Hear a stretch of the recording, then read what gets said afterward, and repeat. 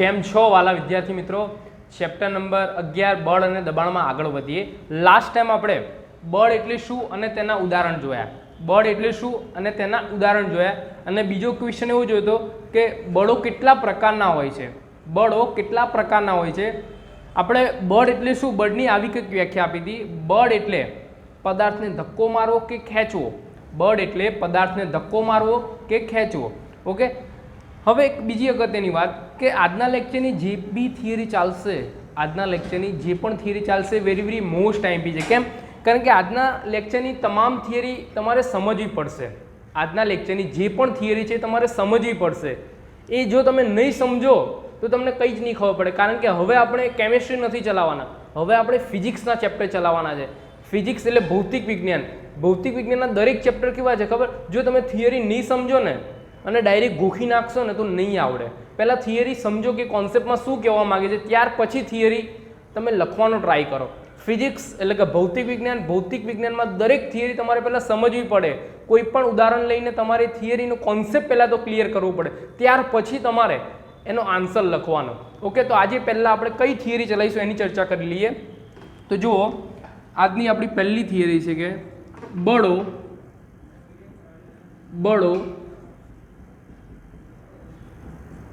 આંતરક્રિયાને કારણે ઉદ્ભવે છે. બળો આંતરક્રિયાને કારણે ઉદ્ભવે છે. અથવા તો બીજી રીતે આ રીતે પણ આ થિયરી પૂછાઈ શકે છે. જુઓ, અથવા આ થિયરી બીજી આ રીતે પણ પૂછાઈ શકે છે. બળો બે પદાર્થો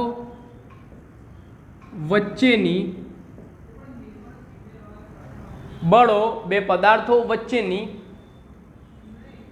આંતરક્રિયાને લીધે ઉદ્ભવે છે.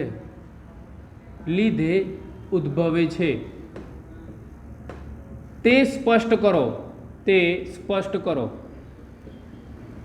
ચલો હવે વધારે ડિટેલમાં સમજીએ કે જેથી તમને વધારે ખબર પડે. શું કહેવા માંગે છે? બળો બે પદાર્થો વચ્ચેની આંતરક્રિયાને લીધે ઉદ્ભવે છે, તે સ્પષ્ટ કરો. ચલો પહેલાં તો હું તમને મારી રીતે આ ક્વેશ્ચન જે આન્સર છે સમજાવી લઉં કે કઈ રીતે બે પદાર્થો વચ્ચે આંતરક્રિયા થાય છે. કઈ રીતે બે પદાર્થો વચ્ચે આંતરક્રિયા થાય છે કે જેથી બળ ઉદ્ભવે છે, ફોર્સ. જો અહીંયા ધ્યાન આપો. હવે બે પદાર્થો કીધા એટલે હું એ પદાર્થ અને બી પદાર્થ, એ અને બી બે પદાર્થ લઈશું. ધારો કે એમાં હું મોટર કાર લઉં છું. શું લઉં છું? Motor car. ઓકે, જો મોટર કાર દોડું છું અહીંયા, એટલે કે જેથી તમને થોડી વધારે ખબર પડે. ઓકે, સમજો બરાબર. હા,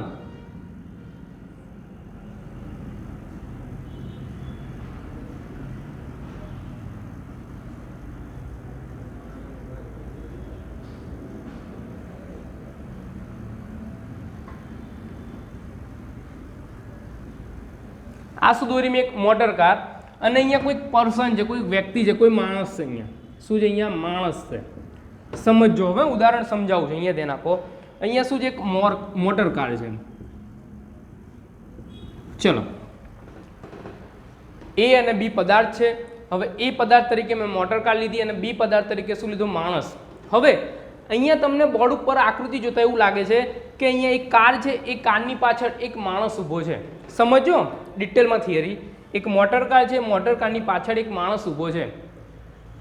હવે આ માણસ એમને ઊભો રહેશે તો આ મોટર કારને કંઈ થશે? શું કહેવા માંગુ છું? આ મોટર કાર છે, એની પાછળ એ માણસ ઊભો છે. એ માણસ જ્યાં સુધી આ મોટર કાર ઉપર બળ નહીં લગાવે ત્યાં સુધી આ મોટર કારને કંઈ, એટલે કે એની સ્થિતિમાં કંઈ ફેરફાર થશે ના. કેમ? કારણ કે આ માણસે બળ આપ્યું નથી. હવે આ માણસ કે વ્યક્તિ જ્યારે મોટર કારને પાછળથી ધક્કો મારે છે, આ માણસ મોટર કારને પાછળથી ધક્કો મારે છે અને જ્યારે ધક્કો મારે ત્યારે પરિણામે આ મોટર કાર આ માણસ વડે જે ધક્કો લગાવ્યો એ ધક્કાના કારણે આ મોટર કાર આગળ ખસે છે. અને આગળ ખસે એટલે મોટર કાર ગતિમાં આવે એવું કહેવાય. શું આવે? ગતિમાં આવે. હવે આ મોટર કાર શું આવે? ગતિમાં આવે. એટલે આ કાર માણસ અને કાર વચ્ચે શું થઈ? આંતરક્રિયા થઈ. માણસ અને કાર વચ્ચે આંતરક્રિયા થઈ અને કાર ગતિમાં આવી. એટલે માણસ અને કાર વચ્ચે આંતરક્રિયા થઈ તો તમે એક વસ્તુ ચેક કરી, બળ ઉદ્ભવ્યું. શું ઉદ્ભવ્યું? બળ. શું ઉદ્ભવ્યું? બળ. બળ ઉદ્ભવ્યું એના કારણે મોટર કાર આગળ ખસી. ક્લિયર? શું કહેવા માંગે? થિયરીમાં એવું કહેવા માંગે છે કે એક મોટર કાર છે, મોટર કારની પાછળ એક માણસ છે. માણસ જ્યાં સુધી અહીંયા ઊભો રહે છે ત્યાં સુધી મોટર કારની સ્થિતિમાં કોઈ જ ફેરફાર થતો નથી. પણ જ્યારે માણસ આ મોટર કારને પાછળથી જોરથી ધક્કો મારે છે તો મોટર કાર એની સ્થિતિમાં ફેરફાર થાય છે અને મોટર કાર ગતિમાં આવે છે. ગતિમાં આવે એટલે મોટર કાર એવું કહેવાય કે એની પર બળ લાગ્યું, બળને કારણે આગળ ખસી. આમ આ મોટર કાર અને માણસ વચ્ચે શું થઈ? આંતરક્રિયા થઈ અને પરિણામે કાર ગતિમાં આવે છે. આમ આ ઉદાહરણ દ્વારા એવું સ્પષ્ટ થાય કે બે પદાર્થો વચ્ચે થતી આંતરક્રિયાને લીધે બળ ઉદ્ભવે છે. બે પદાર્થો વચ્ચે થતી આંતરક્રિયાને લીધે શું ઉદ્ભવે છે? બળ ઉદ્ભવે છે. એક બીજું ઉદાહરણ આપું, વધારે ખબર પડે. બીજું ઉદાહરણ એવું આપું કે ધારો કે રિસેસ પડ્યું હોય અને બે છોકરાઓ કુસ્તી કરતા હોય. એમ તો બાજતા હોય બે છોકરાઓ, તો બે છોકરાઓ જ્યારે બાજે એમ આ રીતે, જેમ આપણે કુસ્તીમાં નથી શરૂઆતમાં આપણે પોઝિશન આ રીતે રહીએ, પોઝિશન આ રીતની લઈએ આપણે, ત્યારે શરૂઆતમાં અહીંયા પણ એક વ્યક્તિ છે, આ બાજુ પણ એક વ્યક્તિ છે. તો બે વ્યક્તિ બંને બાજુ શું આપશે? બળ આપશે. અહીંયાથી પણ એક વ્યક્તિ બળ આપશે અને અહીંયાથી પણ બળ આપશે. એટલે કે બે વ્યક્તિ એકબીજાને બળ આપે છે એટલે બંને વચ્ચે શું થાય છે? આંતરક્રિયા થાય છે. શું થાય છે? આંતરક્રિયા. બંને વચ્ચે આંતરક્રિયા થાય છે અને શું ઉદ્ભવે છે? બળ ઉદ્ભવે છે, ફોર્સ. શું ઉદ્ભવે છે? ફોર્સ. એ જ રીતે બીજું એક એક્ઝામ્પલ આપવું હોય તો મારે, દોરી વડે ખેંચેલ ગાય. કોઈક વ્યક્તિ હોય, એ વ્યક્તિ ગાયને દોરી વડે બાંધી છે. શેના? દોરી વડે બાંધી છે અને એ દોરી ખેંચે એટલે સાથે સાથે શું? ગાય પણ ખેંચવાની. શું ખેંચવાની? ગાય પણ ખેંચવાની. તો સામે ગાય પણ એવો પ્રયત્ન કરશે કે માણસને ખેંચે. દોરી વડે ખેંચેલ ગાય. તો બંને વચ્ચે શું થઈ? આંતરક્રિયા થઈ. એ બંને વચ્ચે આંતરક્રિયા થઈ એના કારણે શું ઉદ્ભવે? બળ ઉદ્ભવે. શું ઉદ્ભવે? બળ. બંને વચ્ચે શું થઈ? આંતરક્રિયા થઈ એના કારણે શું ઉદ્ભવે? બળ ઉદ્ભવે. આ જે બળ ઉદ્ભવ્યું એ ક્યારે? જ્યારે બે પદાર્થો વચ્ચે આંતરક્રિયા થઈ ત્યારે ઉદ્ભવ્યું. ક્લિયર? ઓકે. તો ખબર પડી કે પહેલું એક આ ઉદાહરણ લેવાનું. બીજું ઉદાહરણ કયું લેવાનું? કે કોઈ પણ બે વ્યક્તિ છે, એ વ્યક્તિ શું? સામે બાજી રહ્યા છે એટલે બંને બાજુ શું લાગશે? બળ લાગશે. શું લાગશે? બળ લાગશે. ઓકે. તો બંને વચ્ચે આંતરક્રિયા થઈ એના કારણે બળ ઉદ્ભવે. ત્યાર પછી ત્રીજું એક એક્ઝામ્પલ તમે લઈ શકો છો, દોરી વડે ખેંચેલ ગાય. ઓકે. એટલે ગાય અને વ્યક્તિ કે માણસ વચ્ચે શું? આંતરક્રિયા થાય છે અને અંતે બળ ઉદ્ભવે છે. પણ સાહેબ આ પ્રશ્નનો જવાબ લખવો કઈ રીતે? આ પ્રશ્નનો જવાબ લખવો કઈ રીતે એ પણ અમને ડિટેલમાં સમજાવો. તો જો અહીંયા બોર્ડ ઉપર કે આ પ્રશ્નનો જવાબ કઈ રીતે લખો.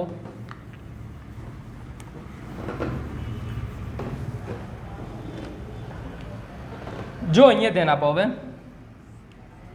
લખવાનું અહીંયા જે મેં એક્ઝામ્પલ આપ્યું હતું મોટર કાર અને માણસ, એના દ્વારા જો તમને લખીને બતાવું. અહીંયા મેં મોટર કાર અને માણસ એ બંને એ અને બી પદાર્થો લીધા. એમાં કઈ રીતે એ ઉદાહરણ દ્વારા હું અહીંયા એનો આન્સર લખું છું. જો તમે ગમે તે રીતે આન્સર લખી શકો છો, ગમે તે ઉદાહરણ દ્વારા. ફિઝિક્સ એટલે તમે ગમે તે ઉદાહરણ દ્વારા કોઈ પણ ક્વેશ્ચનનો આન્સર તમે સમજાવી શકો. જો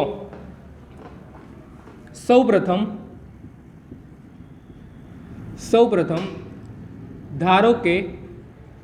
ધારો કે એક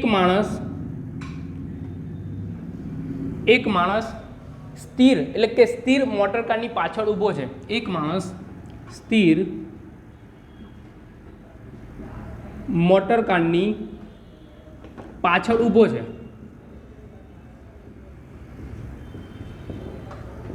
ક્લિયર? સ્થિર મોટર કારની પાછળ ઊભો છે. હવે એ મોટર કારની પાછળ ઊભો છે, ભલે એની હાજરી છે પણ હાજરીના કારણે મોટર કારમાં કોઈ જ ફેરફાર થાય નહીં. તો અહીંયા એ પણ વાક્ય લખવું પડે. અહીં મોટર કાર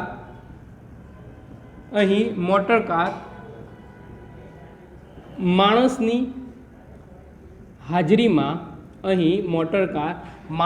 હાજરીમાં કોઈ જ પ્રકારની ગતિવિધિ કરતી નથી. એટલે વાક્ય તમને લખતા આવડવું જોઈએ. અહીં મોટર કાર માણસની હાજરીના લીધે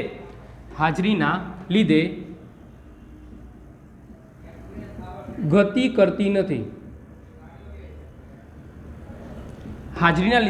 કરતી નથી. ઓકે. ખબર પડી ગઈ પહેલા પોઈન્ટમાં કઈ રીતે લખવાનું? ઓકે, ચલો ત્યાર પછીનો બીજો પોઈન્ટ. હવે પછી આ માણસ, આ વ્યક્તિ, હવે પછી આ માણસ એટલે કે હમણાં જે ઉદાહરણ સમજાવ્યું આપણે પહેલું મોટર કાર અને માણસ એનું તમને કહું છું. હવે પછી આ માણસ આ સ્થિર મોટર કારને પાછળથી જોરથી શું મારે છે? ધક્કો મારે છે. જોરથી શું મારે છે? ધક્કો મારે છે.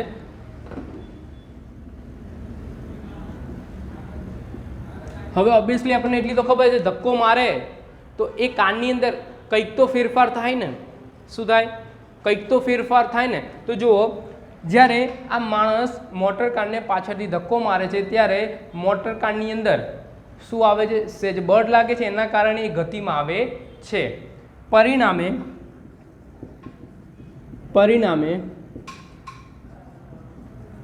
મોટર કાર બળની દિશામાં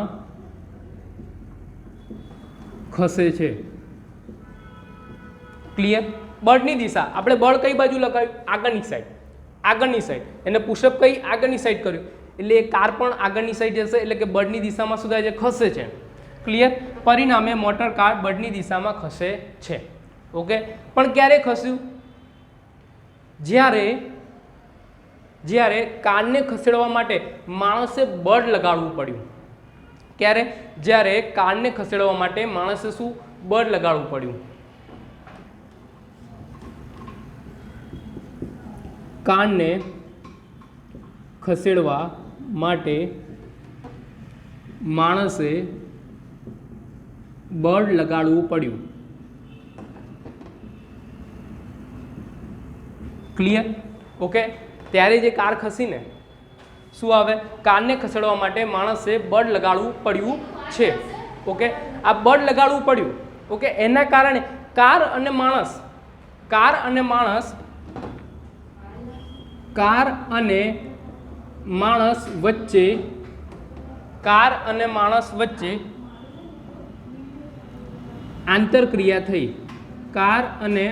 વચ્ચે આંતરક્રિયા થઈ. તેના પરિણામ સ્વરૂપ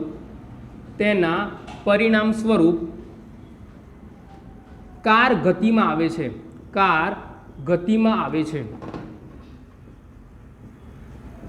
ક્લિયર? શું કહેવા માંગે છે અહીંયા? ફરી વાર સમજાવું. કારને ખસેડવા માટે માણસે બળ લગાડવું પડ્યું છે. કાર અને માણસ વચ્ચે આંતરક્રિયા થઈ, તેના પરિણામ સ્વરૂપ કાર ગતિમાં આવે છે. એટલે એવું કહી શકાય આ ઉદાહરણ ઉપરથી કે બે પદાર્થો વચ્ચે થતી આંતરક્રિયાને કારણે બળ ઉદ્ભવે છે. તમારે નીચે લખવું પડે, વાક્ય એવું લખવું પડે. આ ઉદાહરણ ઉપરથી સ્પષ્ટ થાય છે કે બે પદાર્થો વચ્ચે થતી આંતરક્રિયાને કારણે બળ ઉદ્ભવે છે. ઓકે, શું લખવાનું? નીચે વાક્ય એવું લખવું પડે. આ ઉદાહરણ ઉપરથી સ્પષ્ટ થાય છે કે બે પદાર્થો વચ્ચે થતી આંતરક્રિયાને કારણે બળ ઉદ્ભવે છે. ક્લિયર? ઓકે, એકદમ સહેલી થિયરી છે. પહેલા ઉદાહરણ સમજી લેવાનું, ત્યાર પછી થિયરી આખી લખવાની, જેથી તમને સહેલી લાગે. ચલો ત્યાર પછી બીજી થિયરી સમજીએ. બીજી થિયરી આવી ગઈ છે.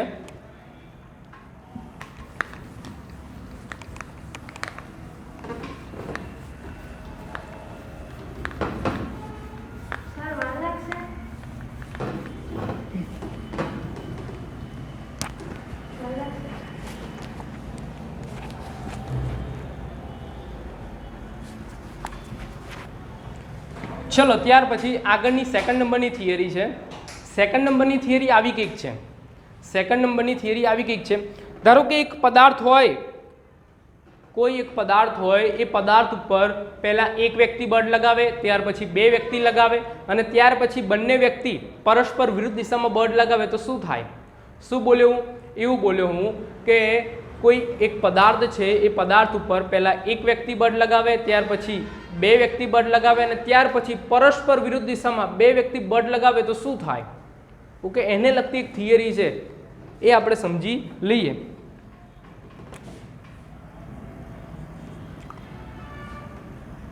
ચલો આપણે એક વાત કરીએ, એ વાત કરીએ કે એક સ્થિર બોક્સ છે, સમજી લેજો પ્રવૃત્તિ છે તમારી ચોપડીની અંદર આપેલી છે, એક સ્થિર પુસ્તક છે અથવા તો એક સ્થિર ટેબલ લઈ લો, ચલો આપણે ટેબલ લઈ લઈએ, ઓકે, એક સ્થિર ટેબલ છે, હવે સ્થિર ટેબલ ઉપર કઈ કઈ રીતે બોર્ડ લાગે તો શું અસર થાય, જો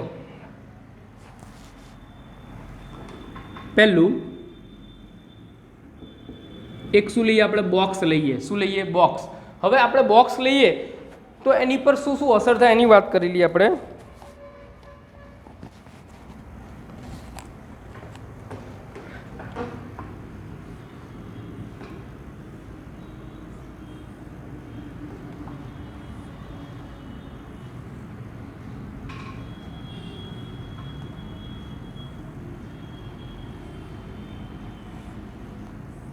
જો અહીંયા મેં એક બોક્સ દોરેલો છે, શું દોરેલો છે, એક બોક્સ, શું છે, એક બોક્સ, આ જે બોક્સ છે કેવો છે, વજનદાર બોક્સ છે, કેવો છે, વજનદાર બોક્સ, હવે વજનદાર બોક્સ છે એને આપણે એ લઈ લઈએ, શું લઈ લઈએ, એ, અને અહીંયા કોઈક વ્યક્તિ છે, કોઈક માણસ છે, એને આપણે શું લઈ લઈએ, બી લઈ લઈએ, શું લઈ લઈએ, બી, શું લઈ લઈએ, બી, અહીંયા એ એને આપણે શું લઈ લઈએ, એક બોક્સ વજનદાર, અને આ શું છે, બી એટલે કે કોઈ માણસ, જોજો હવે સમજજો બરાબર, હવે એક આ પદાર્થ છે, એ પદાર્થ ઉપર આ માણસ અહીંયાથી શું લગાવે છે, બળ લગાવે છે, શું લગાવે છે, બળ, અહીંયાથી શું લગાવે છે, બળ લગાવે છે, હવે આ વ્યક્તિ એટલે કે આ માણસ આ બોક્સ ઉપર બળ લગાવે, આ બોક્સ ઉપર બળ લગાવે, એને બળ એટલું બધું લગાવવું પડશે, એટલું બધું લગાવવું પડશે કે આ બોક્સ થોડું આગળ ખસે, કેમ એને વધારે પડતું બળ લગાવવું પડશે, એનું કારણ એ છે કે આ એક જ માણસ છે, એક જ વ્યક્તિ છે, અને આ બોક્સ કોઈ જે વજનદાર છે, કેવું છે, વજનદાર, બોક્સ ખસશે ખરા પણ એ વ્યક્તિને થોડું વધારે બળ લગાવવું પડશે, શું લગાવવું પડશે, થોડું વધારે બળ લગાવવું પડશે, ક્લિયર, તો વધારે બળ લગાવશે તો આ વ્યક્તિ દ્વારા આ બોક્સ થોડું આગળ જશે, હવે આ એક માણસ હતો એની જગ્યાએ બીજો માણસ લાવી દઉં, એક માણસ હતો એની જગ્યાએ હું બીજો માણસ લાવી દઉં, તો બંને માણસ ભેગા થઈને આ બોક્સ ઉપર બળ લગાવે, સમજો થિયરી શું કહેવા માંગે છે, આ બંને માણસ એક વજનદાર બોક્સ ઉપર બળ લગાવે છે, તો આ જે બોક્સ છે એ સહેલાઈથી આગળ ગતિ કરશે અથવા તો આગળ ખસશે, એનું કારણ શું છે, કારણ કે બે બળો ભેગા થયા, કેટલા બળો ભેગા થયા, બે બળો ભેગા થયા, આ બે બળો ભેગા થયા એટલે આ જે બોક્સ હતું એ બોક્સ સહેલાઈથી આગળની તરફ એટલે કે બળની દિશા તરફ શું ખસે છે, બળની દિશા તરફ શું છે, ખસે છે, કેમ, કારણ કે અહીંયા એક પદાર્થ ઉપર આ બળો છે એટલે કે આ બે બળો એક જ દિશામાં લાગે તો બંને બળોનો શું થાય, સરવાળો થાય, શું થાય, બંને બળોનો શું થાય, સરવાળો, શું થાય, બંને બળોનો સરવાળો, એટલે કે આપણને જે પરિણામી બળ મળ્યું એ કઈ રીતે મળે, આ બે બળોના સરવાળાથી મળે, કારણ કે અહીંયા શું થયું, બંને બળોનો શું થયો, સરવાળો થયો, શું થયો, સરવાળો, ઓકે, એટલે તમને એક્ઝામમાં પૂછે એક પદાર્થ ઉપર બે બળો એક દિશામાં લાગે તો પરિણામી બળ આપણને કેવું મળે, બે બળોના સરવાળા કરવાથી મળે, અહીંયા બે બળોનો સરવાળો થઈ ગયો, માણસ પ્લસ માણસ, ક્લિયર, ચલો ત્યાર પછી ત્રીજી પોઝિશન, હવે ત્રીજી પોઝિશન એવી છે કે એક વ્યક્તિ અહીંયાથી બળ લગાવે છે અને બીજી વ્યક્તિ વિરુદ્ધ બાજુથી લગાવે છે, એટલે કે અહીંયાથી લગાવે છે, અહીંયા વચ્ચે શું જે બોક્સ છે એમાં એક વ્યક્તિ જમણી બાજુથી બળ લગાવે છે અને બીજી વ્યક્તિ ડાબી બાજુથી બળ લગાવે છે, એટલે બંને સાઈડ એટલે કે પરસ્પર વિરુદ્ધ દિશામાં બંને વ્યક્તિ શું લગાવશે, બળ લગાવશે, શું લગાવશે, બળ, હવે બંને વ્યક્તિ બળ લગાવે એટલે થાય શું, આ બોક્સ છે એ બોક્સ આ બાજુ પણ ના ખસે કે પેલી બાજુ પણ ના ખસે, એટલે બોક્સનું શું થાય, સંતુલન જળવાઈ રહે, શું થાય, એક સંતુલન જળવાઈ રહે એમનું, બોક્સ આ બાજુ પણ ના ખસે કે આ બાજુ પણ ના ખસે, હા પણ ઘણીવાર આ બાજુ એટલે કે અહીંયા જે જમણી બાજુવાળો વ્યક્તિ છે એ વધારે પડતું જો બળ આપે તો એ થોડું આગળ ખસેડી શકે છે, પણ પાછો આ બીજો વ્યક્તિ એ પણ થોડું બળ લગાડશે એટલે બંને બાજુ બળનું કેવું સંતુલન જળવાઈ રહેશે, એટલે કે પરિણામી બળ કઈ રીતે મળે આપણને, કઈ રીતે મળે, બે બળોનો તફાવત કરવાથી મળે, બે બળોનો તફાવત એટલે તો ખબર ને, માઇનસ થાય, શું થાય, માઇનસ, એટલે કે બંને બળોનો તફાવત કરવાથી આપણને પરિણામી બળ મળે, ક્લિયર, આ થિયરીમાં ખબર પડી ગઈ, પહેલાં તો એક વ્યક્તિ, ત્યાર પછી બે વ્યક્તિ અને ત્યાર પછી બંને વ્યક્તિ, એકબીજાની વિરુદ્ધ બાજુએ હોય. ઓકે, એક વ્યક્તિ અહીંયા હોય ને એક અહીંયા હોય. ક્લિયર આટલું? ઓકે, ચલો ત્યાર પછી એક તમે રમત ઉત્સવ તો સ્કૂલમાં રમત ઉત્સવ હોય તો તમે રમતા તો હશો જ. ઓકે, એમાં તમે એક રસ્સા ખેંચ, ઓકે, દોરડા ખેંચ, એ તો તમે રમ્યા જ હશો. હવે રસ્સા ખેંચ લઈ લઈએ તો રસ્સી એટલે કે જે રસ્સી આવે, રસ્સી આપણો બોક્સ છે. હવે રસ્સી છે એમાં એક બાજુ એક ટીમ એટલે કે એ ટીમ ખેંચી રહી છે અને બીજી બાજુ બી ટીમ ખેંચી રહી છે. રસ્સા ખેંચમાં એક દોરડો છે, એ દોરડામાં એક ટીમ એ જમણી બાજુ ખેંચી રહી છે, બીજી ટીમ ડાબી બાજુ ખેંચી રહી છે. તો એમાં પણ આ જ પોઝિશન થશે. પરસ્પર વિરુદ્ધ બાજુ જો બળ લગાવવામાં આવે ને તો શું થાય ખબર? બંને બળોનો તફાવત થાય. બંને બળોનું શું થાય? તફાવત થાય. કેમ? કારણ કે ઘણીવાર જો જમણી બાજુ જાડિયા વ્યક્તિ હોય તો એ જાડિયા વ્યક્તિ અહીંયા આ બાજુ જે પટલા વ્યક્તિ છે એમના કરતાં બળ કેવું વધારે લગાવવાના. કેવું લગાવવાના? વધારે.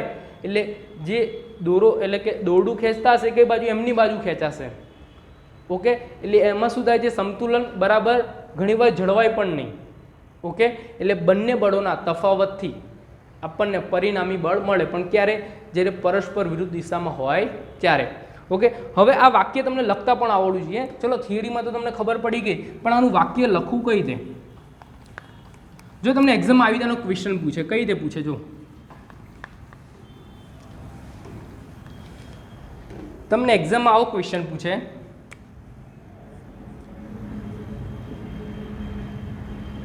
એક પદાર્થ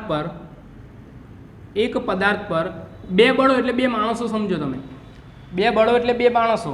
એક પદાર્થ ઉપર બે બળો એક દિશામાં અને પરસ્પર વિરુદ્ધ દિશામાં લાગે તો પરિણામી બળ શું મળે? લાગે તો પરિણામી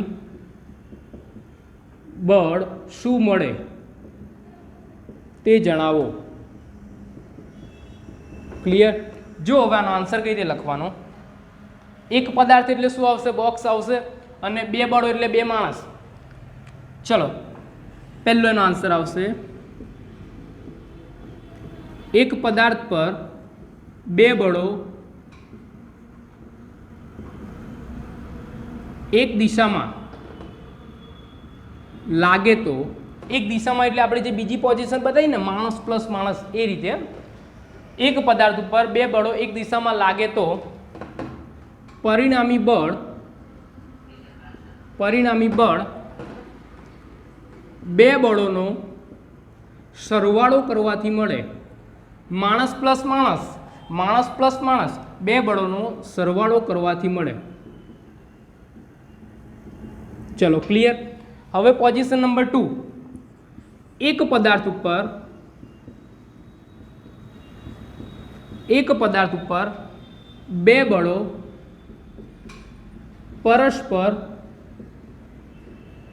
પરસ્પર વિરુદ્ધ દિશામાં લાગે તો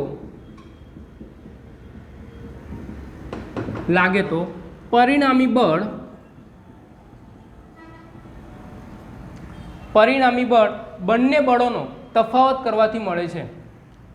બંને બળોનો તફાવત કરવાથી મળે છે. ક્લિયર? એક્ઝામમાં ઘણીવાર પૂછાય છે કે એક પદાર્થ ઉપર બે બળો એક દિશામાં લાગે તો શું થાય?